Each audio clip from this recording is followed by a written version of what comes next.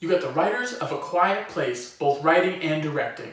You have Eli Roth as the producer. That's more than enough to get my butt in the seat at the world premiere of Haunt.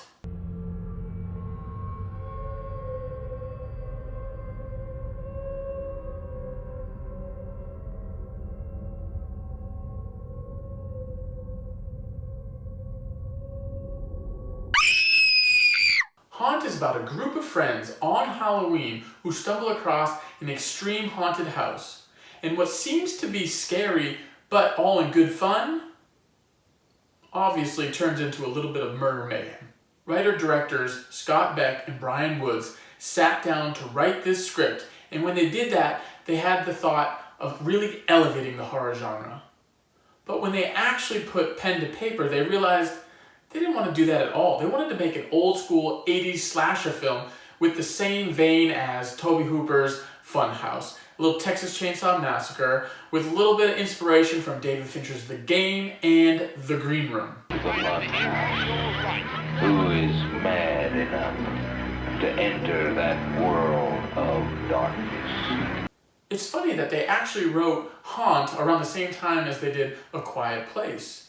And both of these scripts were tailored towards things that they had around them that they could use at a moment's notice. They really focused on writing these scripts so that they could go out and just make the films themselves. I mean, I think first and foremost, just consider the resources that you surround yourself with.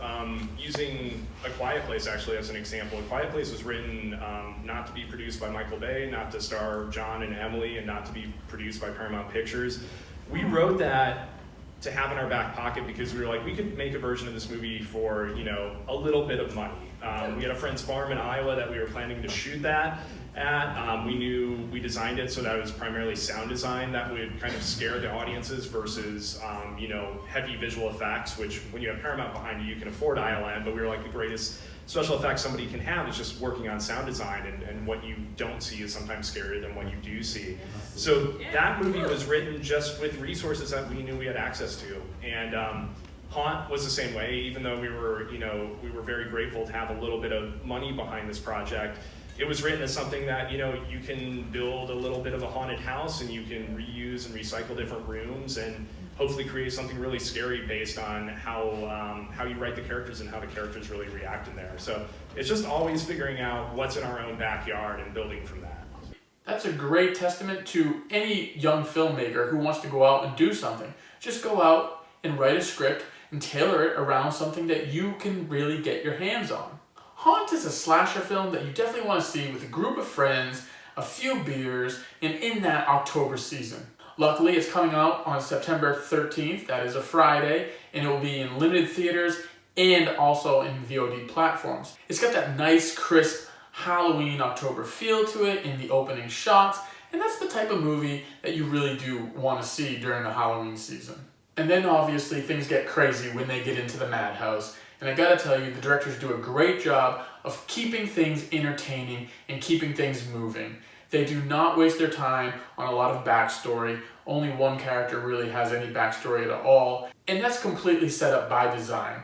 They do not want to waste their time with exposition.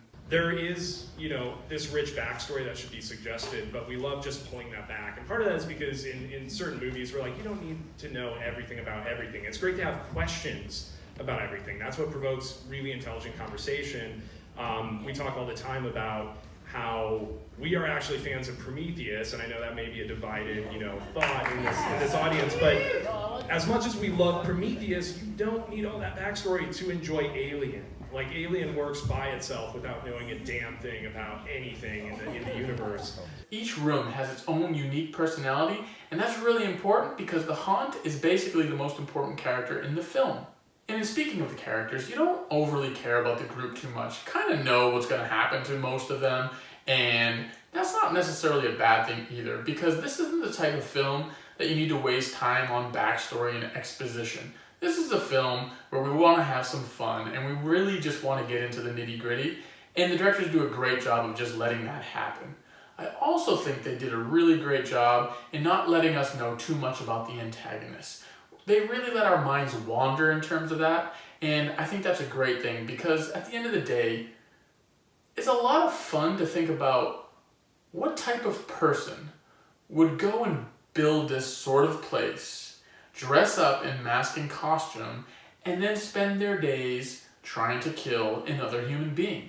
I mean, someone like that, like, what's their day job? When it's not the fall season, when it's not Halloween season, and they have to go through their lives in the springs and summers, I mean, are these type of guys going to the beach? Are they trying to work on their tan come summertime? I mean, I don't know. These are the things I like to think about. And I think the directors knew that and just let that be. They didn't want to touch that. They did every now and then sprinkle just a hint of characterization, but they did not overdo it, and I really, really like that. And in keeping with the antagonist, because the main characters aren't all that interesting, the masks of these guys are inspired by these black and white Halloween photos of kids in the 1930s and 40s. You've seen them, right? They don't overdo it, but they really just do enough to pique your interest, and that, again, is by design because there's more to it than just what meets the eye. The mask we always envisioned as, harkening back to the 1940s, 1950s masks, because I don't know what those people were thinking back then if they thought those masks were cute, but they're creepy. Look at vintage Halloween photos and it'll give you nightmares for years. So our production designer, this incredible collaborator named Austin Gorg, he art directed beautiful movies that weren't even in the horror genre. He art directed like La La Land, Spike Jonze's Her, Neon Demon, Midnight Special, like these beautiful looking movies. And so we were very lucky to snag him on this film and just get his like left of center view of what horror is. And he is credited as designing these masks too. And it was just really back and forth about how simple can we really make them look, because we knew eventually the face reveal would be really the creepy part. Mm-hmm. But in the simplicity, we were hoping that there's something kind of nefarious that you just know there's something evil lurking behind. Bottom line, if you're a fan of slashers, if you're a fan of Tobe Hooper's Funhouse, if you like to watch good practical effects when it comes to gore, and you like a little bit of jump scares, then this is a film that you'd want to watch.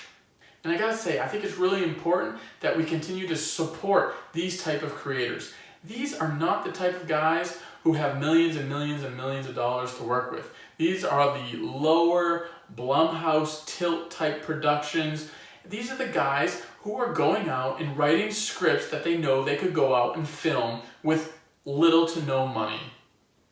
I think we need to keep supporting these type of guys so that other filmmakers or other people who want to become filmmakers can see these type of movies and say, hey, we can do that too. Let's go out and do it. Thank you guys so much for watching. I really appreciate it. If you have a moment, please like, comment, and subscribe. Thank you so much. Bye.